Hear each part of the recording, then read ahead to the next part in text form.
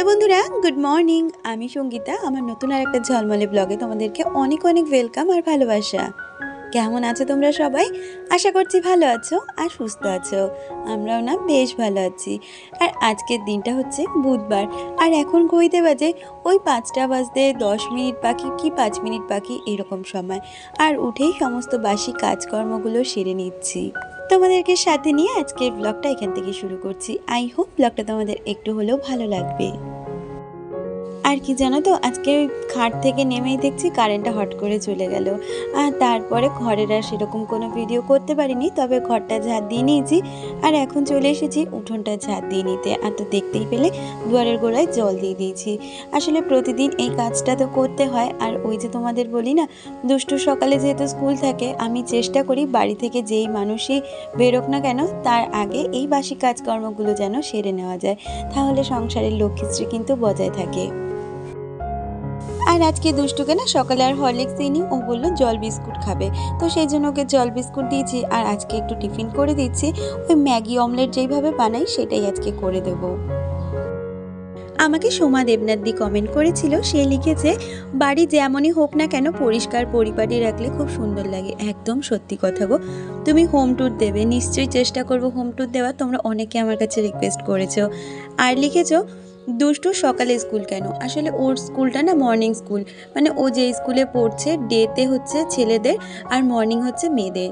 তো ওকে কিন্তু আমি মর্নিং স্কুলে ভর্তি করেছি। আসলে আমাদের এখানে স্কুলটা ভীষণই ভালো। আর কি বলতো, ভালো কিছু পেতে হলে একটু তো কষ্ট করতেই হবে। সকালে উঠতে ওর আগে না ভীষণ কষ্ট হতো, যেহেতু ও আগে ডে স্কুলে পড়তো, এখন মর্নিং স্কুলে ভর্তি হয়েছে। এখন ওটা অভ্যেস হয়ে গেছে, আর আমার তো অভ্যেস হয়েছেই। আসলে হচ্ছে বলি না, মানুষ হচ্ছে অভ্যেসের দাস। আস্তে ধীরে ধীরে যে কাজগুলো আমরা পারি না সেই কাজগুলো কিন্তু একটা সময় অভ্যেসে পরিণত হয়ে যায়। আর দুষ্টুকে আমি গাড়িতে তুলে দিয়ে এসেছি। ওর গাড়িটা না আমাদের বাড়ি অবধি আসে না, আমাদের মেন রোড অবধি আসে। তো অতটা দূর আমি দিয়ে আসি, আমারও একটু হাঁটা হয়ে যায় আর ওকে আমার দিয়ে আসাও হয়ে যায়। তারপর এসে নিজে স্নান সেরে নিয়েছি, জামা কাপড় কেচে নিয়েছি। আর সেগুলোকে মেলে এখন চলে এসেছি সোজা রান্নাঘরে। আমার এই ছোট্ট পরিবারে প্রচুর মানুষ আছে যারা আমার সাথে সাথে আমার পুরো ফ্যামিলিটাকে ভীষণভাবে ভালোবাসো। যেমন তোজোকে ভালোবাসা দাও, তেমনি কিন্তু দুষ্টুকে। তোমরা বলো দুষ্টুকে তুমি ভালো করে দেখো দিদি, কারণ ওর তো আর কেউ নেই। আমি চেষ্টা করি গো ওকে ভালোভাবে দেখার। আর ওর কেউ নেই জেনেই কিন্তু আমি ওর দায়িত্বটা নিতে চেয়েছি, সাথে আমার হাজব্যান্ডও। তো সেটা তো আমি দেখবই, কিন্তু তোমাদের যে এই ভালো ভালো কমেন্ট আর এই ভালোবাসাটা পাই, এটাই আমার কাছে অনেকটা বড় পাওয়া। আর এদিকে আমার কিন্তু বিস্কুটের কৌটোটা খালি হয়ে গেছিলো, মানে ওই তলার দিকের বেশ কিছু ভাঙা বিস্কুট ছিল, সেগুলো একটা প্লেটে নিয়ে নিয়েছি। আর তারপরে বিস্কুটের কৌটোটা রিফিল করে চাটা বানিয়ে নিয়েছি। আর আজকে ওই ভাঙা বিস্কুটগুলো দিয়ে আগে চা খেয়ে নেবো, তারপর যদি লাগে তারপর ভালো বিস্কুট ব্যবহার করব। আর কিছু বিস্কুট থাকবে যেগুলো ওই পাখি আসে বাড়িতে তাদের দিয়ে দেবো। আর এই যে চাটা খেয়ে হাজব্যান্ড ওদিকে বাজারে চলে গেছে। আজকে জানো তো হাজব্যান্ডের ছুটি। ওই যে বলেছিলাম ও এখন আর সানডে করে ছুটি পায় না, সপ্তাহে যে কোনো একটা দিন ও ছুটি নিলে সেটা ওর ছুটি। তো ওদিকে বাজারে চলে গেছে। আর এদিকে আমি না তোজোর একটু লেখা দিয়ে দিচ্ছি। আসলে কি বলতো, আমি যদি ওকে লেখা না দিই ও কোনোভাবে 5-10 মিনিট পড়বে, তারপরে উঠে যাবে। আর পড়তে একদমই চায় না, যতটা না লিখতে চায়। সেই জন্য ও ওঠার আগে ওর লেখাটা আমি কমপ্লিট করে রেখেছি, যাতে ও উঠে ব্রাশ করে খেয়ে দিয়ে পড়তে বসতে পারে। ইতিমধ্যে তোজো উঠে গেছে, আর এদিকে আমি বিছানাটাকেও সুন্দরভাবে গুছিয়ে নিচ্ছি। আমাকে মৌ লাইফস্টাইল থেকে কমেন্ট করেছো, দিদি লিখেছো ঘর যেমনই হোক তোমার কাছে তোমার ঘর মন্দির থেকে কম নয়। একদমই সেইটা বোন, তাই তুমি হোম ট্যুর দেবে, আমরা দেখব। নিশ্চয়ই দিদি, তোমরা অনেকে রিকোয়েস্ট করেছো আমার হোম ট্যুর দেওয়ার, আমি চেষ্টা করব হোম ট্যুর দেওয়ার। আসলে জামাই ষষ্ঠীর সময় তো আর বাড়ি যেতে পারিনি, তবে ইচ্ছে আছে এই সপ্তাহে না ওই ঈদ রয়েছে যেহেতু, ওই ছুটিতে একটু বাড়িতে যাব, বাবার সাথে দেখা করব, 2 দিন থাকবো, এসে তোমাদের হোম ট্যুর এই রিকোয়েস্টটা আমি রাখার চেষ্টা করব। আর ওইদিকে আমি বিছানাপত্র তুলে তোজোর হরলিক্সটা করে দিচ্ছি, আর তার সাথে টিফিনটাও করে নেব। আজকে যেহেতু হাজব্যান্ড বাড়ি, সেই জন্য সকালে তো একটা ব্রেকফাস্ট ওকে দিতেই হবে, সাথে বাচ্চাগুলোও আছে। সেই জন্য আজকে করব হচ্ছে চাউমিন। তাই ওইদিকে চাউমিনটা সিদ্ধ হওয়ার জন্য একটু গরম জল করে নিচ্ছি, আর এইদিকে ভাতের জন্য চালটা ভিজিয়ে দিচ্ছি। রান্নাগুলো আজকে অনেক পদই হবে, সেই জন্য কিন্তু রান্নার আগে আমি চেষ্টা করি ভাতের চালটা ভিজিয়ে দেওয়ার। দেখবে চাল যদি আমরা ভিজিয়ে রান্না করি সেক্ষেত্রে কিন্তু ভাতটা অনেক তাড়াতাড়ি হয়ে যায়। এক্ষেত্রে আমাদের কিন্তু গ্যাস খরচাটাও একটু হলে কম হয়। আর ওই যে তোমাদের সবসময় আমি বলি না, একমাত্র আমাদের মতন গৃহিণীরাই পারে কিন্তু একটা সংসারকে সুন্দরভাবে পরিপাটিভাবে গুছিয়ে রাখতে, সাথে সংসারের লক্ষ্মীশ্রী বজায় রাখার জন্য যেই যে টিপসগুলো দরকার মানা সেগুলো মানার, সাথে সংসারের কিন্তু নানা দিক একটু বুঝে শুনে চললে তাহলে কিন্তু সংসারের এই বাড়তি খরচাগুলো কিন্তু অনেকটা অ্যাভয়েড করা যায়। আর এইভাবে জানো তো আমি রান্না বান্না বা সংসারের আনুষঙ্গিক যে নিত্য প্রয়োজনীয় ব্যবহৃত জিনিস সেগুলো থেকে একটু একটু করে সমস্ত কিছু সেভ করার চেষ্টা করি। আর আজকে জানো তো হাজবেন্ড না বাজারে যায়নি, ও যে রাস্তার ওপরে আসে না মাছওয়ালা দাদাগুলো, তাদের থেকে আজকে মাছ নেওয়া হয়েছিল, সেই কারণে এই মাছগুলো আজকে আমাকেই কাটতে হবে। তবে বেশিরভাগ সময় কিন্তু আমার হাজবেন্ড বাজার থেকে মাছ কাটিয়েই নিয়ে আসে। আর কি বলতো, আজকে হাজব্যান্ডের অফিসই ছুটি, কিন্তু ওর আরও বিশেষ কিছু প্রাইভেট কাজ রয়েছে যেগুলো করতে ওকে তাড়াতাড়ি করে বেরোতে হবে। সেই কারণেই আজকে বাজার থেকে আর মাছ আনা হয়নি, এই রাস্তার ওপর থেকে মাছ নিয়ে নেওয়া হয়েছে। আর আমার হাজব্যান্ড জানো তো আগে বাড়ির ওপর থেকে কখনোই মাছ নিত না, আমি কাটতে পারবো কিনা সে ভয়তে। একটা সময় কিছুই পারতাম না, মাছ কাটা কেন সংসারটাকেও ঠিক করে করতে পারতাম না। তবে আমি একটা জিনিস ভীষণভাবে মানতাম জানো তো, মানুষ চাইলে কি না পারে, আর সেই পাড়া থেকেই বোধহয় এখন এই সংসারটাকে এত সুন্দরভাবে করতে পারি। আমরা কোনো মেয়েরাই কিন্তু বিয়ের আগে বাপের বাড়ি থেকে কাজ শিখতে পারি না, বা কাজ শিখে আমরা কখনোই শ্বশুর বাড়ি আসি না। যদিও বা কেউ শিখে আসে বা যদিও বা কেউ পারে, তবুও দেখবে আমাদের শ্বশুর বাড়ি আর বাপের বাড়ি দুটো জায়গার কিন্তু কাজের অনেক রকম তফাৎ থাকে, কাজের ধরনও কিন্তু আলাদা থাকে। আর একমাত্র আমরা মেয়েরাই পারি কিন্তু এক জায়গা থেকে আরেক জায়গায় এসে নিজেকে মানিয়ে, প্লাস একটা সংসারকে নিজের হাতে পরিপাটিভাবে গুছিয়ে তোলা। আর একটা সংসারকে পরিপাটিভাবে গুছিয়ে রাখতে শুধু একটা মেয়ের চেষ্টা আর ভালোবাসারই কিন্তু প্রয়োজন, তাহলেই কিন্তু সংসারটা সুন্দরভাবে গুছিয়ে পরিপাটিভাবে করা যায়।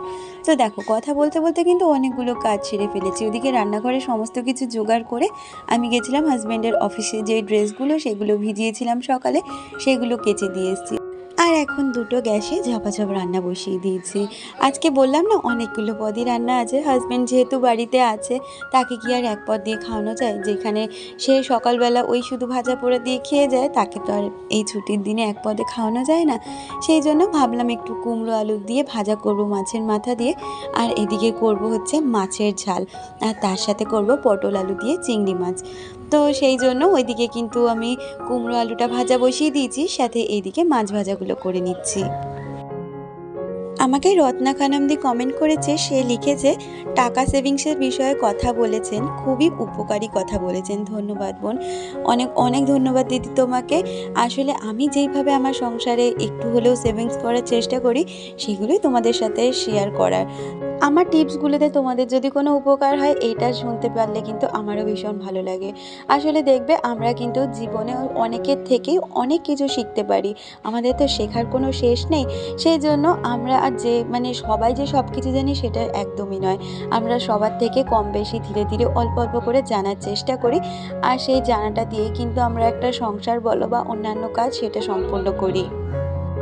তো দেখো আমার কিন্তু এদিকে দুটো রান্না হয়ে গেছে, এদিকে আর মাছের ঝালটা রান্না করেছি, একটু ঝোল ঝোল করে করেছি, আর তার সাথে হয়ে গেছে আমার কিন্তু কুমড়ো আলু ভাজা, আর এদিকে আরেকটা গ্যাসে ভাত, সাথে এদিকে আমি পটল আলুর তরকারিটা করে নেব। আমাকে মমতাদি কমেন্ট করেছো, সে জানতে চেয়েছো দুষ্টুর আর তোজোর ভালো নাম কি। তোমরা প্রতিদিন যে নামগুলো শুনতে পাও তার মধ্যে ওই দুটো নাম থাকবেই, এক হচ্ছে দুষ্টুর ভালো নাম সায়ন্তিকা, আর তোজোর ভালো নাম হচ্ছে বিশ্বরূপ। তো তাদের দুই ভাই বোনের নাম সবার নামের সাথে নিতেই হবে, তারা প্রতিদিন আমার ব্লগ দেখবে, তো সেই জন্য দেখবে তাদের নাম আমি সবসময় নিয়ে থাকি। আমাকে প্রিয়াঙ্কা অধিকারীদি কমেন্ট করেছে, সে লিখেছে এ মা, তোমার হাজব্যান্ড তো তোমার সিক্রেটটা জেনে যাবে যদি ভিডিওটা দেখে। আমার হাজব্যান্ডও আমার ভিডিও দেখে, আর সে যদি সিক্রেট জেনেও যায়, জেনে গেলে আমার কোনো সমস্যা নেই, সে হয়তো বুঝতে পারবে আমি এটা সংসারের ভালোর জন্যই করছি। আর এই তো দেখো আমার কিন্তু ভাতটা রান্না হয়ে গেছে। আর জানো তো আজকে আমার হাজব্যান্ড এনেছিল বাজার থেকে তেঁতুল, তাই এত পদ রান্না করছি, আর শেষে একটু মুখশুদ্ধির জন্য চাটনি করব না, চাটনি করার আর কিছু ঘরে ছিল না, তাই আজকে তেঁতুল দিয়ে চাটনি করেছি। তবে তেঁতুলের চাটনিটা যে এতটা ভালো হবে বুঝতে পারিনি, নাহলে তোমাদের সাথে রেসিপিটা শেয়ার করতাম। তোমরা চাইলে নেক্সট টাইম যখন আবার তেঁতুলের চাটনি করবো তোমাদের সাথে নিশ্চয়ই রেসিপিটা শেয়ার করব। আর ওইদিকে পটল আলুর তরকারিটা বসিয়ে আমি এই যে রান্নার সময় যে মশলাপাতিগুলো ব্যবহার করেছিলাম সেগুলোকে এখন গুছিয়ে জায়গা মতন রেখে দিচ্ছি। আর তার সাথে যে বাসন কাসনগুলো ছিল সেগুলোকে এখন হাতে হাতেই মেজে নেব।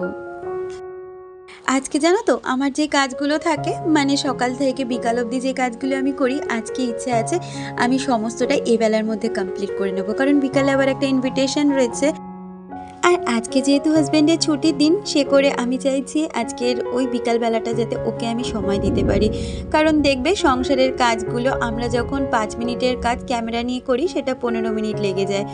সেক্ষেত্রে আমার মনে হয় ও কোথাও গিয়ে যদি বিরক্তি বোধ করে, যদিও বা ও কখনো আমার এই ভিডিও করা নিয়ে কিছু বলে না, ও ভীষণ আমাকে এনকারেজ করে, তবুও আমার নিজে থেকে এই গিল্টি ফিলটা হয়। তাই জন্য ইচ্ছে আছে ও যেহেতু এখন বাড়িতে নেই, ও না থাকাকালীনই আমি সংসারের যা যা কাজ আছে সমস্ত কাজগুলো গুছিয়ে নেব। তারপরে বিকাল সময়টা শুধু আমি ওর জন্যই রাখবো। আসলে আমরা যেমন সকাল থেকে রাত পর্যন্ত সংসারকে সময় দিই, সংসারকে সুন্দরভাবে গুছিয়ে রাখতে গেলে আমাদের যেমন সংসারকে সময় দিতে হয়, তেমনি কিন্তু আমাদের সংসারের প্রতিটা মানুষকেও সময় দিতে হবে। আর সেই সময়টা কিন্তু নিজেকে বুদ্ধি করে কাজের ভাগ থেকে বার করে নিতে হবে। আর সেরকম দিন বলতে পারো আজকের দিনটাও আমি বার করব।